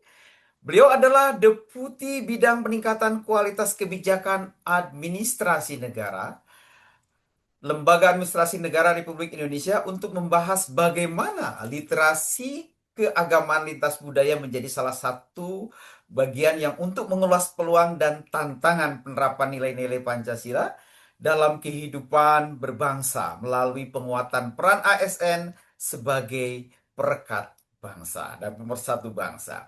Melalui strategi pembinaan ASN yang adaptif, termasuk penguatan wawasan kebangsaan dan literasi keagamaan lintas budaya, sesi ini diharapkan dapat memberikan gambaran praktis mengenai internalisasi nilai Pancasila sebagai ideologi yang bekerja demi wujudkan masyarakat yang harmonis dan inklusif. Kepada yang terhormat Bapak Dr. Agus Sudrajat, saya persilahkan. Terima kasih Pak Edi. Assalamualaikum warahmatullahi wabarakatuh. Waalaikumsalam warahmatullahi Yang wabarakatuh. saya hormati Bapak Wakil Menteri Kementerian Hukum, Bapak Profesor Dr. Edward Omar Syarif, Dirut SHM Hum, dan saya hormati Bu Gusti Ayu, Putu Suwardani, Kepala BPSDM Kementerian Hukum, dan seluruh pembicara atau speaker yang saya hormati dan saya banggakan, serta hadirin yang berbahagia. Baik, terima kasih. Bapak Ibu sekalian, tema ini sesungguhnya sangat strategis dan relevan dengan kondisi Indonesia hari ini. Indonesia adalah bangsa besar dengan tingkat keberagaman yang luar biasa. Kita memiliki ribuan pulau, 17.000 lebih pulau, kemudian juga lebih dari 1.300 kelompok etnis, juga ratusan bahasa daerah, dan juga keberagaman agama dan budaya. Nah, dalam beberapa tahun terakhir kita menyaksikan munculnya berbagai dinamika sosial seperti polarisasi politik, penyebaran hoax, berbagai dinamika sosial lainnya, eh, hingga konflik sosial di ruang digital. Kondisi ini secara perlahan dapat melemahkan kohesi sosial dan juga rasa persatuan kebangsaan. Untuk itu, sebagaimana mandatnya dalam berbagai regulasi maupun ideologi, ASN itu adalah sebagai penjaga nilai kebangsaan. Ya, karena ASN menegakkan Pancasila dan seterusnya, juga ASN sebagai perekat sosial, agen moderasi dan toleransi, penggerak pelayanan publik inklusif, juga motor transformasi birokrasi yang berorientasi pada persatuan nasional. Slide berikutnya, ketika kita berbicara tentang ASN sebagai perekat dan pemersatu bangsa, ya, seperti yang saya sampaikan sebelumnya, Indonesia adalah negara yang multi etnis, multikultural, dan multibahasa, dan memiliki tingkat keragaman sosial yang sangat tinggi. ASN tidak hanya menjalankan fungsi administratif, tetapi juga memegang mandat kebangsaan sebagai perekat dan pemersatu bangsa. Sebagaimana mandat Undang-Undang ASN berfungsi sebagai pelaksana kebijakan publik, pelayan publik, dan juga perekat dan pemersatu bangsa. Nah, dalam kondisi multi etnis, multikultural, dan seterusnya, ASN menjadi elemen penting yang menjaga integrasi nasional, stabilitas pemerintahan, dan juga kohesi sosial masyarakat. Di slide berikutnya, slide ketiga, landasan ASN sebagai perekat dan pemersatu bangsa, pada dasarnya konsep ini telah diikat atau punya landasan yang kuat, ya, baik secara ideologis, konstitusional maupun regulatif. Pancasila mengamanatkan sebagai pondasi moral dan ideologis ASN dalam menjalankan tugas negara. Kemudian juga Undang-Undang Dasar Negara Republik Indonesia tahun 1945 pembukaan menegaskan bahwa tujuan negara melindungi segenap bangsa, memajukan kesejahteraan umum, dan mencerdaskan kehidupan bangsa. ASN menjadi instrumen negara untuk mewujudkan tujuan tersebut secara adil dan merata. Dan sangat tegas juga diamanatkan dalam Undang-Undang Nomor 20 Tahun 2023 tentang ASN. ASN adalah sebagai perekat dan pemersatu bangsa. Artinya, ASN harus menjaga netralitas, profesionalitas, dan juga persatuan nasional dalam setiap pelaksanaan tugasnya. Di slide berikutnya, makna ASN sebagai perekat dan pemersatu bangsa, ASN menjaga integrasi nasional. Indonesia, sebagaimana tadi disebutkan, berbagai ribuan pulau dan ratusan suku, bahasa, dan seterusnya. ASN memiliki tanggung jawab untuk memastikan seluruh masyarakat memperoleh pelayanan yang sama. Negara hadir di seluruh wilayah dan tidak ada kelompok yang merasa ditinggalkan atau no one left behind. ASN menjadi penghubung antara negara dengan masyarakat. Kemudian ASN juga menjadi simbol negara yang netral. ASN tidak boleh berpihak pada kelompok tertentu, terjebak politik praktis ataupun diskriminatif. Netralitas ASN menjadi fondasi penting dalam menjaga stabilitas politik, kepercayaan publik, dan juga persatuan bangsa. Kemudian ASN juga menjadi wajah negara. Masyarakat merasakan kehadiran negara melalui ASN seperti guru, tenaga kesehatan, penyuluh, aparat pelayanan publik, dan birokrasi lainnya. Ketika ASN melayani secara profesional, adil, cepat, dan manusiawi, maka kepercayaan masyarakat terhadap negara akan meningkat. Dan ASN juga menjadi penjaga kohesi sosial. ASN harus mampu membangun harmonisasi, menjaga komunikasi sosial, dan juga menyelesaikan konflik, dan juga memperkuat kolaborasi masyarakat. ASN tidak boleh menjadi sumber konflik sosial maupun politik. Di slide berikutnya, peran strategis ASN sebagai perekat bangsa. ASN menjamin pelayanan publik yang adil, karena ASN wajib memastikan bahwa pelayanan diberikan tanpa membedakan agama, suku, ras, pilihan politik maupun status sosial. Menjaga ASN sebagai penjaga stabilitas pemerintahan, ASN menjadi elemen penting dalam menjaga kesinambungan pemerintahan meskipun terjadi pergantian politik. Profesionalitas ASN memastikan pelayanan publik tetap berjalan, pembangunan tetap berlangsung, dan juga negara tetap stabil. Kemudian ASN juga menjadi agen persatuan di era digital. Di era media sosial, masyarakat mudah terpengaruh. Hoax, ujaran kebencian, polarisasi, dan juga konflik identitas. ASN harus menjadi teladan etika digital, agen literasi publik, dan juga penyebar informasi yang benar. Di slide berikutnya, tantangan ASN sebagai perekat dan pemersatu bangsa. Yang pertama adalah polarisasi politik. Ini kerap terjadi ketika terjadi atau pergantian kepemimpinan baik presiden maupun kepala daerah. ASN harus menjaga netralitas, integritas, dan juga profesionalitas. Intoleransi dan radikalisme. ASN harus menjadi garda terdepan. Moderasi beragama, penghormatan terhadap keberagaman, dan juga penguatan nilai kebangsaan. Kemudian juga disrupsi digital. Media sosial mempercepat penyebaran informasi palsu, provokasi, dan juga konflik sosial. Untuk itu, ASN dituntut memiliki literasi digital, kemampuan komunikasi publik, dan juga kecakapan sosial. Dan juga kesenjangan pelayan publik. Ketimpangan pelayan antara wilayah dapat melemahkan rasa keadilan sosial. Karena itu, ASN harus memastikan pemerataan pelayanan, pemerataan pembangunan, dan juga inklusivitas kebijakan. Berikutnya, adapun strategi penguatan ASN sebagai perekat bangsa. Bapak Ibu sekalian, LAN melakukan berbagai pendidikan atau pelatihan dari tingkat calon ASN sampai calon pejabat tingkat tinggi di Republik Indonesia. Hal itu dilakukan dengan cara penguatan nilai kebangsaan. Pancasila, wawasan kebangsaan, bela negara, dan nilai Bhinneka Tunggal Ika telah ditanamkan sejak pelatihan calon pegawai negeri sipil. Kemudian Agus, juga 2 menit lagi. baik, LAN juga melakukan reformasi pembelajaran ASN. LAN juga sistem pembelajaran itu memperkuat bagaimana peran kepemimpinan secara kolaboratif, manajemen konflik, komunikasi publik yang baik, dan juga pelayanan inklusif. Penguatan sistem merit juga terus dilakukan untuk ASN profesional dengan membangun sistem merit, promosi berbasis kompetensi, dan juga perlindungan dari intervensi politik. Dan yang terpenting lainnya adalah penguatan etika digital, karena di era seperti ini, ASN harus memiliki kode etik digital, disiplin bermedia sosial, dan juga kemampuan menangkal disinformasi. Berikutnya. Untuk itu, peran strategis LAN ke depan dalam penguatan ASN sebagai perekat pemersatu bangsa, seperti kita ketahui bahwa persatuan bangsa menghadapi tekanan polarisasi, hoax, dan intoleransi. ASN adalah wajah negara, untuk itu kualitas ASN menentukan kebutuhan bangsa.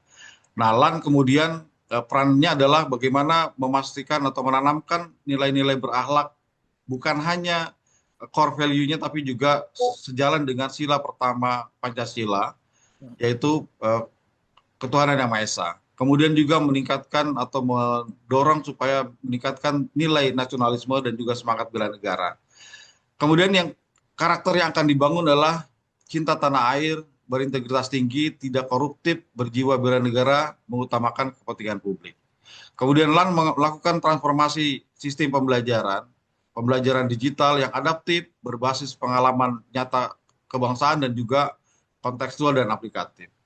Dan LAN memastikan bahwa perubahan paradigma sistem pembelajaran untuk tidak hanya berorientasi pada output, tetapi juga pada dampak, yaitu dampak perubahan perilaku ASN yang terbentuk ASN yang kompeten, berkarakter, cinta tanah air, memiliki semangat bela negara, dan juga berintegritas tinggi untuk menjadi perekat dan pemersatu bangsa. Kita punya tagline adalah ASN kompeten juga rakyat sejahtera. Key message yang ingin bagus ya. Ya, silakan. Yang ingin saya garis bawahi adalah pelatihan ASN tidak lagi sekedar menghasilkan jumlah. Ya. ASN sebagai perekat pemersatu bangsa merupakan mandat strategis negara untuk menjaga integrasi nasional, stabilitas pemerintah, dan juga persatuan Indonesia. ASN harus menjadi pelayan publik yang adil, birokrasi yang netral, penjaga kohesi sosial, dan juga simbol kehadiran negara bagi seluruh rakyat Indonesia.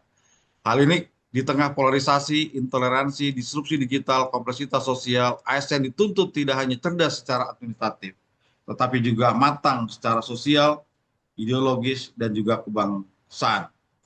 Karena masa depan Indonesia tidak hanya ditentukan oleh pembangunan ekonomi dan teknologi, tetapi juga oleh kemampuan birokrasi menjaga persatuan bangsa dalam keberagaman menuju Indonesia Emas 2045. Terima kasih. Assalamualaikum warahmatullahi wabarakatuh. Waalaikumsalam warahmatullahi wabarakatuh. Terima kasih Bapak Dr. Agus Sudrajat atas pemaparan yang sangat luar biasa. Mohon maaf tadi dikasih reminder. Dengan demikian Bapak Ibu, semua narasumber kita sudah memaparkan materi.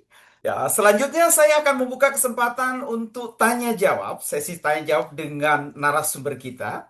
Pertanyaan pertama ini ditujukan kepada Ibu Gusti Ayu Putuswardani, BCIP SH MSI.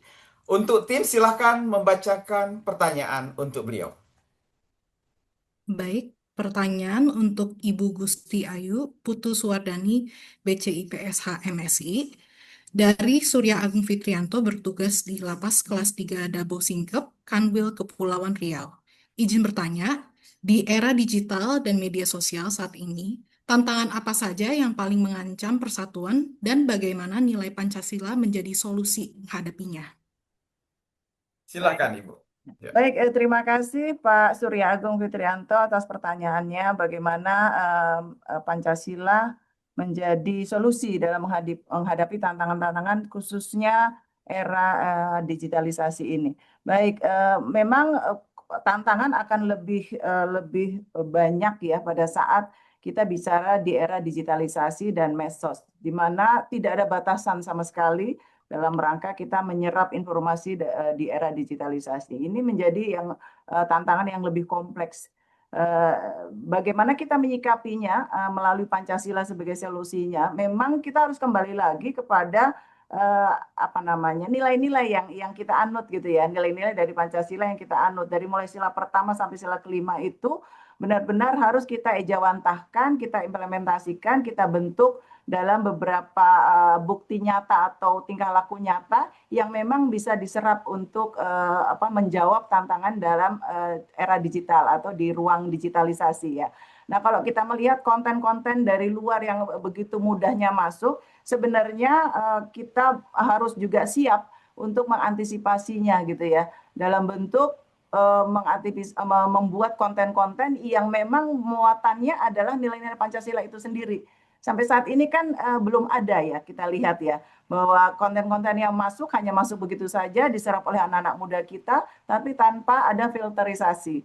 Filterisasinya mungkin ada, tapi tidak benar-benar menjangkau sampai hal-hal detail konten-konten yang masuk. Nah, kalau kita saat ini sudah mulai menyiapkan balasan-balasan atau konten-konten yang berbau nilai-nilai Pancasila yang sesuai dengan eranya mereka gitu ya. Jadi konten-konten bagaimana sila pertama, sila kedua, sila ketiga itu mungkin bisa mengantisipasi konten-konten yang masuk dan juga memfilter. Jadi teman-teman kita Gen Z dan juga Gen Alpha mungkin yang banyak menggunakan ruang digitalisasi itu seyogianya memang harus dibekali dulu dengan nilai-nilai yang memang sudah harus terinternalisasi dalam dirinya masing-masing. Ini PR untuk kita semuanya sebenarnya. Namun kalau kita bicara tentang Gen Z dan Gen Alpha, kita tidak bisa melulu harus memberikan satu arah ya, untuk bagaimana nih Pancasila seperti ini dengan satu arah saja. Tapi mereka tidak akan menerima itu. Makanya dengan konten-konten yang berisi tentang nilai-nilai Pancasila yang memang pengejawantahan dari sila 1, 2, 3, 4, 5 itu ternyata mungkin itu akan lebih mudah diserap oleh mereka. Dengan mereka memahami itu, nilai-nilai ketuhanan Maha Esa, kemanusiaan adil dan beradab dan persatuan Indonesia dalam bentuk-bentuk nyata, perilaku nyata yang harus kita isi pada mereka, kita juga berharap konten-konten dari luar itu, polarisasi yang memang berasal dari konten-konten itu bisa kita kikis pelan-pelan gitu ya. Jadi sebenarnya kalau kita menguasai benar-benar indikator dari Pancasila, isi dari nilai-nilai Pancasila, dan kita masukkan ke dalam ruang digitalisasi gitu ya. Ini sebenarnya anak-anak kita, mungkin generasi muda kita juga mungkin bisa memahami mana yang baik, mana yang tidak, mana yang Indonesia banget, mana yang bukan gitu. Jadi memang sebenarnya kita harus memulai memperbanyak konten-konten yang berisi nilai-nilai luhur Pancasila. Sebenarnya sih itu. Jadi benar-benar kita yakin Pancasila bisa mengarahkan atau mengantisipasi masuknya konten-konten yang memang mungkin tidak sesuai dengan jati diri atau identitas bangsa Indonesia. Sebenarnya seperti itu.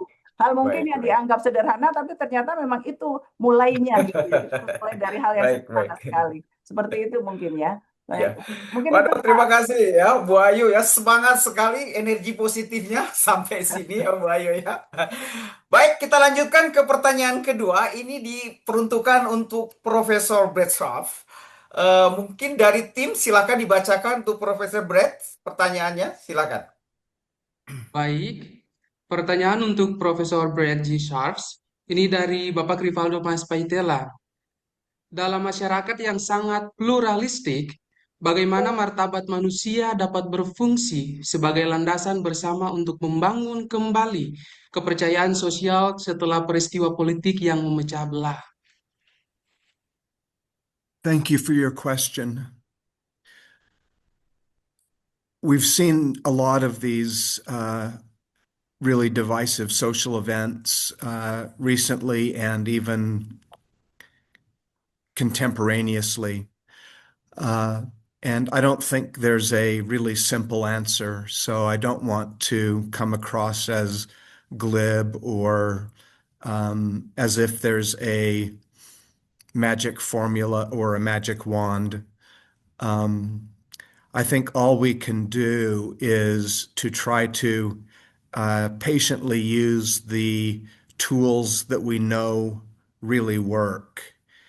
And what human dignity encourages us to do is to lower the volume, lower the emotional amplitude, and to seek to be a calming influence.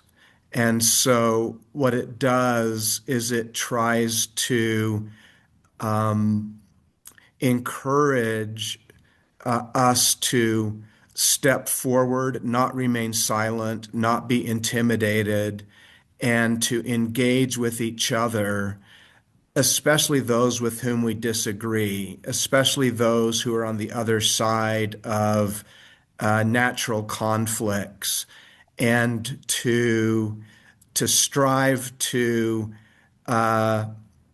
be peace builders, to strive to listen, to strive to, the way I put it is to listen deeply, to look into each other's eyes and see each other deeply, to really treat each other as human beings rather than as identities, rather than as ethnicities or religions or as political partisans. And it just is simply trying to let light prevail over darkness and to let better angels prevail over darker angels. And what it really takes is individuals and relationships. And it's one of the reasons why things like CCRL are so important, because what CCRL tries to do is it tries to help us build relationships before the crisis. When you think of these terrible situations, you have three moments. You have before the crisis, you have the crisis, and you have after the crisis. And what you want to do is have strategies for each of those three moments.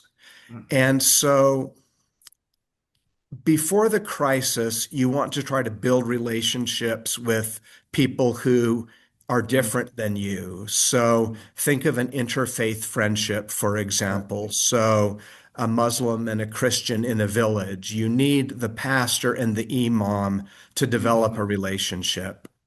And then you have the moment of crisis. If they already have a relationship, then when the act of vandalism occurs, or the act of hate speech occurs, or the act of violence occurs, they know each other and they can speak with one voice. And they're not trying to figure out who should I call. They actually already know each other. And if they already have a relationship of trust, then there's a chance that even at the moment of heightened emotion, heightened anger, heightened hostility, they can come together Baik. and respond to lower the volume, to lower the intensity. And instead of inflaming, they can cool the passions. And then in the aftermath, there needs to be a time of healing and a time of calming and a time of perhaps restitution or reparation or repair. And so, again, if you have that relationship, perhaps you can bring the hotheads Baik. together and maybe have them have some sort of a opportunity to apologize or get to know each other. But Baik, Prof. that is, I think, kind of the key is you need to have a strategy for the before, the during, and the after. Oke. Terima kasih, Prof. Brad. Berikutnya saya akan membacakan pertanyaan untuk Profesor Dr. M. Amin Abdullah. Ya. Ini tolong tim membacakan pertanyaannya seperti apa. Baik, pertanyaan untuk Prof. Amin Abdullah dari Ibu Ruth Eviana. Prof, bagaimana Pancasila mampu menjadi titik temu di tengah perbedaan keyakinan dan budaya yang beragam di Indonesia? Dan mengapa konflik bernuansa agama masih sering terjadi, meskipun masyarakat Indonesia memiliki Pancasila sebagai dasar negara? Terima kasih Bu Ruth. Pertanyaan Ibu mewakili semua saya kira. Ya itu tadi seperti yang saya sampaikan di awal bahwa ya kelahiran Pancasila, nilai-nilai Pancasila itu memang sudah kesepakatan kita ya, kesepakatan founding parents kita saat itu ketika melihat realitas diversity, realitas masyarakat Indonesia yang sangat majemuk dari berbagai apapun, dari berbagai dari suku, ras dan lain sebagainya gitu. Nah, maka ya meskipun kita sudah mengenal Pancasila and so forth dari bangku SD mungkin juga sampai perguruan tinggi, tetapi dinamika kehidupan sosial itu kan selalu muncul gitu ya. Entah dinamika itu muncul dari luar negeri, dalam negeri, dan macam-macam gitu. Nah, untuk itu saya kira karena dinamika itulah lalu kadang-kadang muncul ya, riak-riak muncul itu. Saya kira kita banyaklah yang peristiwa-peristiwa kecil di berbagai tempat di tanah air, tetapi ya karena ada Pancasila sebagai pemersatu bangsa tadi, maka riak-riak kecil tadi itu tidak sampai membara, gitu ya, tidak sampai membesar yang mengganggu kehidupan masyarakat pada umumnya, apalagi mengganggu kehidupan berbangsa dan bernegara. Nah, untuk itu saya kira tadi sudah disebut oleh para pembicara terdahulu, maka peran guru, peran dosen, peran ASN tadi itu menjadi sangat-sangat penting gitu. Janganlah guru, ASN dan yang lain sebagainya termasuk hakim, jaksa dan lain sebagainya, guru, dosen, ya, pimpinan masyarakat menjadi a part of the problem. Nah, menjaga mereka supaya tidak menjadi bagian dari masalah, begitu ya.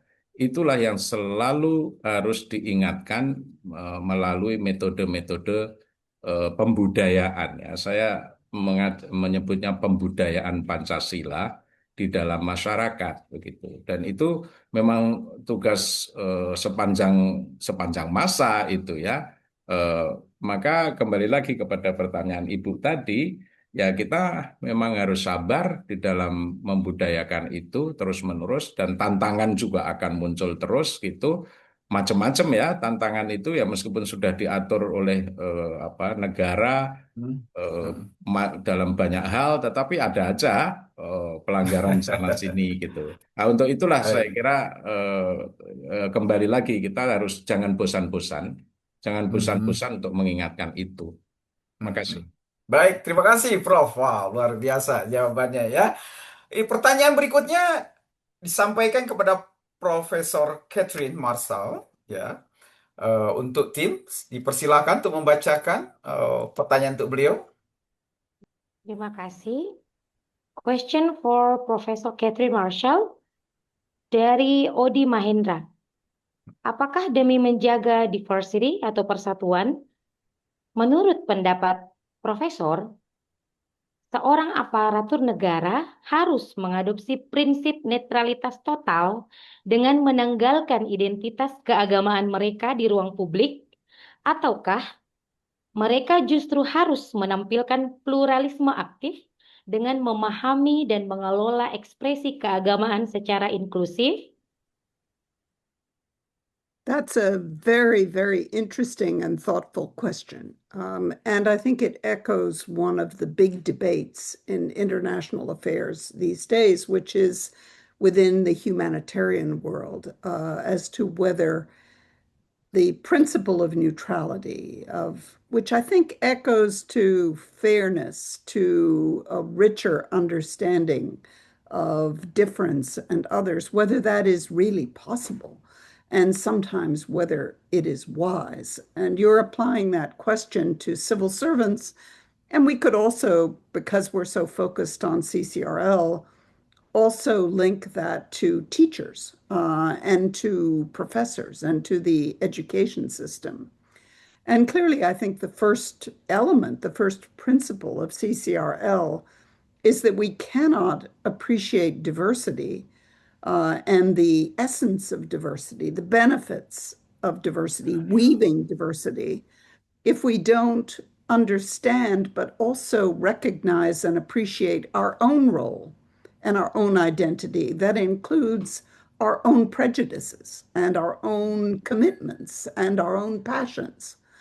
So I think that a part of a civil servant, including teachers, is that awareness and a respect for that. Now, obviously, when we as an individual are part of a broader institution, whether that's even a family, but you could also say a school community or a government department or of a nation, we need clearly to have some kind of a grounding in the broader landscape, we call it, the ecosystem. In other words, some sense of who we are, but where we fit. And I think that applies very much to your question about civil servants and their roles and what they can do.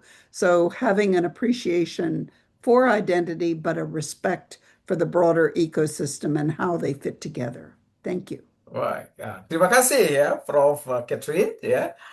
Berikutnya ada pertanyaan lagi untuk Bapak Dr. Agus Sudrajat. Silahkan tim untuk membacakan pertanyaan untuk beliau. Ketika aparat negara menemukan kesulitan atau kendala dalam bertindak untuk kasus intoleransi, bagaimana negara dapat memastikan bahwa nilai Pancasila benar-benar hadir sebagai praktik keadilan? Jadi saya kira kalau ASN sangat jelas ya, kita mengintervensi ASN itu sejak mereka ingin baru cari calon ASN ya. Jadi nilai Pancasila itu udah sangat ditanamkan dari berbagai kurikulum yang kita atau LAN lakukan ya. Karena calon pegawai negeri sipil itu memang LAN yang intervensi. Jadi dengan latihan dasar tadi. Dan saya kira kita sangat jelas bahwa kita diminta untuk netral, tidak memihak golongan atau kepentingan tertentu. Ya, kemudian juga kita harus bersikap profesional, bekerja sesuai aturan, kompeten, dan juga berorientasi pada pelayanan publik, sebagaimana kita punya core value ASN. Kemudian juga kita tidak ikut memperuncing konflik apabila terjadi konflik ya, atau justru malah kita ikut menyebarkan kebencian, provokasi dan juga berita-berita bohong. Dan tentu kita justru adalah sebagai penengah di masyarakat, gitu ya. Jadi mendengarkan, menjembatani perbedaan dan mendorong dialog yang sehat, dan juga menjaga persatuan, mengutamakan kepentingan rakyat dan negara. Jadi nilai-nilai Pancasila yang saya kira yang sudah diajarkan sejak dari calon ASN hingga calon pemimpin tingkat tinggi atau pimpinan utama, nilai Pancasila sudah sangat ditanamkan atau diinternalisasikan, sehingga nilai-nilai keadilan seharusnya itu sudah menjadi bagian yang tidak dapat dipisahkan dari berbagai konflik. Saya kira itu Pak Edi, saya kembalikan. Ya, terima kasih Pak Agus atas jawabannya, luar biasa ya teman-teman, Bapak Ibu sekalian. Terima kasih kepada Bapak Ibu yang telah mengirimkan pertanyaan. Waktu tidak terasa sudah menunjukkan pukul 8.46. Kami mohon maaf apabila pertanyaan Anda belum sempat dibacakan semua. Tentu ini adalah masalah waktu ya, sangat terbatas. Juga kami haturkan terima kasih banyak kepada seluruh narasumber yang telah memberikan pemaparan dan berpartisipasi dalam sesi ini. Karena keterbatasan waktu, dengan berat hati kita harus menutup sesi tanya jawab ini ya. Sebagai penutup rangkaian acara malam ini, kami mengundang setiap narasumber untuk menyampaikan pernyataan penutup dengan alokasi waktu kurang lebih 2 menit. Kita percaya bahwa setiap gagasan dan refleksi yang disampaikan akan menjadikan penutup yang bermakna sekaligus penguat atas pesan-pesan penting yang telah kita bahas bersama. Sebagai kesempatan pertama, saya berikan kepada Ibu Ayu untuk memberikan closing statement. Saya persilakan, Bu. Baik, terima kasih Pak Moderator, terima kasih teman-teman sekalian yang luar biasa. Alhamdulillah pada malam ini kita sudah saling berdiskusi, memaparkan apa yang menjadi yang terjadi di masyarakat, khususnya tentang Pancasila sebagai pemersatu bangsa. Kita berharap ke depannya ASN-ASN kita khususnya di bidang hukum, karena kami di Kementerian Hukum benar-benar mengejawantahkan apa yang menjadi nilai-nilai luhur Pancasila ya dalam bidang tugas kerjanya masing-masing, baik sebagai ASN maupun di dalam masyarakat. Nah, ini yang sangat dibutuhkan bagi kita semuanya, karena di tangan ASN inilah 3 fungsi dari ASN harus benar-benar kita berikan kepada masyarakat sebagai pelaksana kebijakan publik, sebagai pelayan publik, dan juga sebagai pemersatu bangsa. Itu saja yang harus kita ingat sebagai ASN ke depannya, karena memang kita menjadi salah satu alat negara untuk mempersatukan bangsa Indonesia menuju Indonesia Emas tahun 2045. Terima kasih. Luar biasa, terima kasih kepada Bu Ayu ya. Kemudian saya akan mengundang Profesor Brett untuk menyampaikan closing statement. Waktu Prof kurang lebih sekitar 2 menit. Saya persilakan. Once again, thank you. And I realized that when I began speaking, I might not have articulated clearly what I mean by human dignity. It's a complex concept with many conceptions, and I don't think we're looking for one imperial definition. What we're really looking to do is to listen to people. And one of the most valuable things we can do is to sometimes just ask a group of people, what does human dignity mean to you? And in doing that, we can really find that there's a very rich and varied set of answers. And by simply listening to those answers, we can learn a lot. But the basic idea is that every person has intrinsic value and worth that is neither given nor taken away by the state, nor is it given or taken away by you nor me. It is something we have simply by virtue of being human. And it is something that it is our job to simply recognize in each other. And it's mutual and it's reciprocal.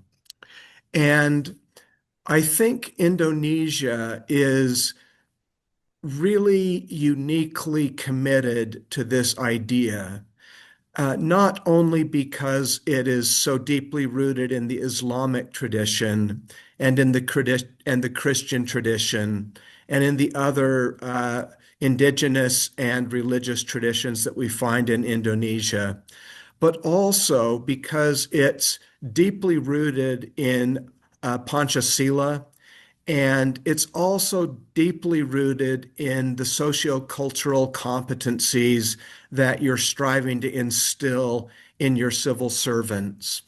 And I think this is a resource which I hope you'll explicitly and self-consciously seek to utilize in your work. Thank you. Baik. Thank you. Terima kasih ya, Profesor Brett. Berikutnya saya mengundang Profesor Dr. Amin Abdullah untuk menyampaikan closing statement-nya. Saya persilakan, Prof. Amin. Baik, terima kasih. Di dalam bicara tentang Pancasila dan pemersatu bangsa, perekat bangsa, ada satu kata kunci yang muncul pada sore malam hari ini adalah literasi keagamaan lintas budaya. Saya kira itu kata kunci yang sangat-sangat penting untuk masyarakat plural seperti Indonesia, bahkan di berbagai tempat di dunia juga itu juga masalahnya. Nah, untuk itu bagaimana memperkuat socio-cultural kompetensi tadi, kecakapan skill dalam hal budaya dan juga dalam hal kehidupan sosial yang majemuk. Nah, itu kata kunci LKLB menjadi penting, tidak hanya untuk guru, tidak hanya untuk dosen, tetapi lebih-lebih ASN.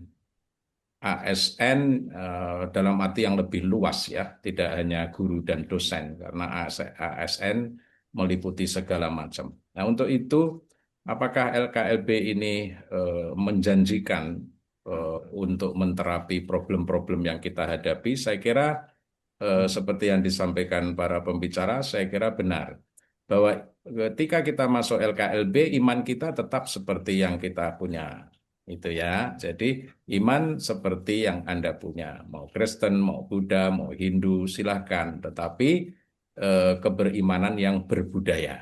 Nah, tadi itu satu.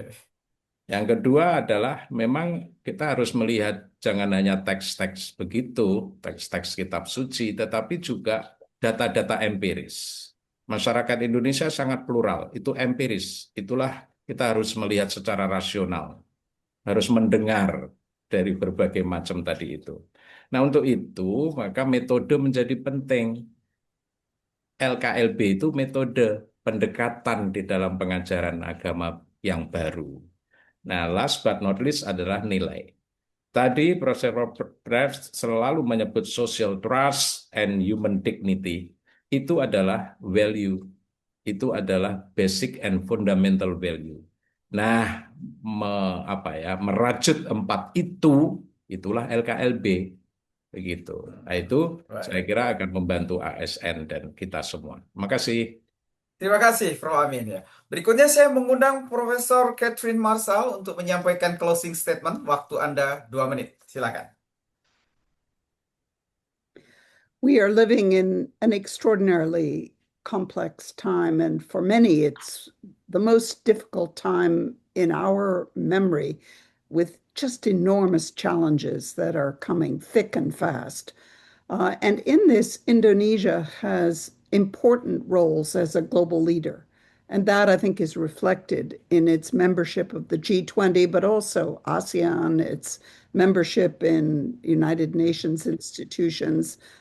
So one of the things we hope is that Indonesia's leadership and experience, Professor Amin Abdullah's complex but rich appreciation of what is being woven, the weaving that comes with diversity, that this experience can be better understood and also advanced in different global settings.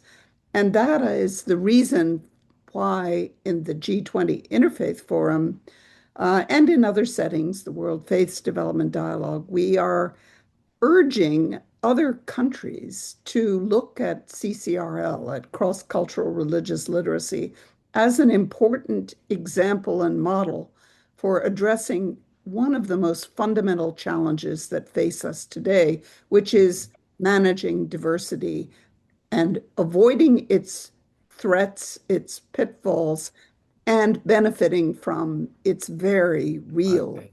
Ya, richness and advantage. Thank you. Thank you, Prof. Catherine Massa. Berikutnya saya mengundang Bapak Dr. Agus Sudrajat untuk menyampaikan closing statement, kurang lebih waktunya 2 menit. Saya persilakan, Bapak. Baik, terima kasih Pak Edi. Hmm. Assalamualaikum warahmatullahi wabarakatuh. Seperti yang tadi saya sampaikan, bahwa keberhasilan pembangunan nasional tidak hanya ditentukan oleh pertumbuhan ekonomi atau pembangunan infrastruktur, tetapi juga oleh kemampuan bangsa menjaga persatuan dan kohesi sosial. ASN memiliki posisi yang sangat strategis dalam menjaga Indonesia tetap utuh di tengah keberagaman dan tantangan global yang terus berkembang. Penguatan ASN sebagai perekat bangsa bukan hanya tugas lembaga pelatihan atau pemerintah pusat, tetapi membutuhkan komitmen seluruh ASN dan juga elemen bangsa Indonesia. Untuk itu, ASN yang kuat berlandaskan Pancasila dan Undang-Undang Dasar 1945 atau sekarang sering disebut dengan kolaborasi atau dalam Pancasila atau Undang-Undang dalam gotong royong, akan melahirkan birokrasi yang kuat. Dan birokrasi yang kuat akan menjadi fondasi penting bagi Indonesia maju menuju Indonesia Emas 2045. Terima kasih Pak Edi, saya kembalikan. Terima kasih Pak Dr. Agus, luar biasa ya. Bapak Ibu sekalian, salam Pancasila. Salam Pancasila. Dengan demikian kita telah sampai di penghujung acara webinar internasional kali ini. Akhir kata atas nama BPSDM Hukum Kementerian Hukum Republik Indonesia dan Institut Leimena, kami mengucapkan banyak terima kasih kepada seluruh narasumber dan pemberi sambutan yang telah hadir di acara ini. Juga tidak lupa kepada Bapak Ibu peserta webinar, baik yang ada di Indonesia maupun di belahan negeri lain berada. Terima kasih atas kehadirannya. Terima kasih juga kami sampaikan kepada seluruh panitia, tim yang telah bekerja keras untuk mempersiapkan webinar ini. Ya, terima kasih. Saya Edi Santoso selaku moderator. Mohon maaf atas segala kekurangan. Sampai jumpa lagi di acara lain. Assalamualaikum warahmatullahi wabarakatuh. Salam Pancasila.